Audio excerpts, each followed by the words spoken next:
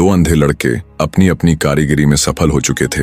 सबसे बड़े वाले ने अंधा होते हुए भी घोड़े को सूंघकर राजा को एक खराब घोड़ा लेने से बचाया, तो मध्यम वाले ने हीरों को टटोलकर उसे शापित हीरे लेने से बचाया। इसी प्रकार एक दिन राज दरबार में शस्त्र विक्रेता आया और बनिए का तीसरा यानी सबसे छोटा लड़का भी परीक्षा में सफल रहा। उसने भी सिर्फ काम आने वाले बेहतरीन हथियारों को ही राजा के लिए चुना। राजा छोटे वाले से भी बहुत खुश हुआ। उसने हमेशा की तरह आदेश दिया कि इसकी खुराक भी दुगुनी कर दो। कुछ समय बाद एक दिन तीनों अंधे लड़कों का पिता बनिया वापस आ गया। उसने राजा से लिया हुआ सारा आरण वापस कर दिया और अपने तीनों लड़कों को लेकर वापस जाने लगा। तब राजा बनिए से बोला, तुम इन तीनों लड़कों के बाप हो, तुम्हारा क्या गुण है? राजा की बात सुन बनिया बोला, मैं आदमी की पहचान कर सकता हूँ। उसकी बात सुन राजा बोला, ओह अच्छा, तो फिर बताओ हमारी पहचान क्या है? ये सुन बनिया एक बार तो झिझका, फिर राजा की आंखों में आंखें डालते हुए बोला, आप नानाबाई की औलाद हैं। कहानी को बीच में रोककर आपको बता दूं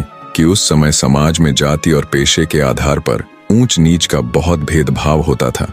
बनिए ने राजा के पूर्वजों को नानबाई यानी एक रोटी या ब्रेड बनाने वाले के वंशज कहकर यह जताने की कोशिश की कि राजा किसी राजवंश से नहीं बल्कि एक साधारण पृष्ठभूमि से आया है। फिर से कहानी में चलते हैं।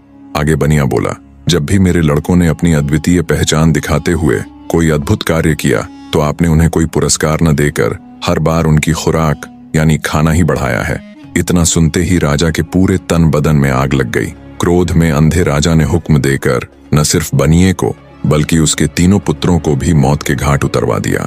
इतनी कहानी कह दैत्य दंभिकासुर राजा विक्रमादित्य से बोला, बताओ बनिए को उसके लड़कों समेत मारने वाला राजा पाप का भागी बना या नहीं? राजा विक्रमादित्य बोले, खून का असर भला कभी जा सकता है क्या? बनिए को समझदारी से काम लेना था, अपने कारण वह बेटों समेत मौत की गोद में समा गया। इसमें पाप का भागी राजा नहीं बल्कि वो बनिया ही था। राजा विक्रमादित्य की बात सुन दैत्य दंभिकासुर बोला, तुमने बिल्कुल ठीक कहा विक्रमादित्य। इतना कह दैत्य चुप हो जाता है। उसे अनुभव होता है जैसे उसके हर सवाल के जवाब के साथ उसकी शक्ति कम होती जा रही है। उसने देवताओं को प्रसन्न कर जो वरदान लिया था उस कारण वो गुत्थियों के दिए गए सही जवाबों को झुठला भी नहीं सकता था। उसके चेहरे पर डर और गहरी सोच देख राजा विक्रमादित्य बोले, क्या हुआ दुष्ट राक्षस, अब किस सोच में पड़ गया?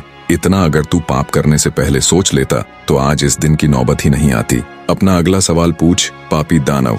राजा विक्रमादित्य की बात सुन दैत्य दंभिकासुर बोला, भूलो मत विक्रमादित्य, अभी मेरे 5 सवाल और बाकी है। तुमने अगर एक भी सवाल का सही जवाब नहीं दिया तो तुम तुरंत पत्थर के बन जाओगे। इतना कह दैत्य अपनी अगली गुत्थी कहना आरंभ करता है। तो सुनो राजा,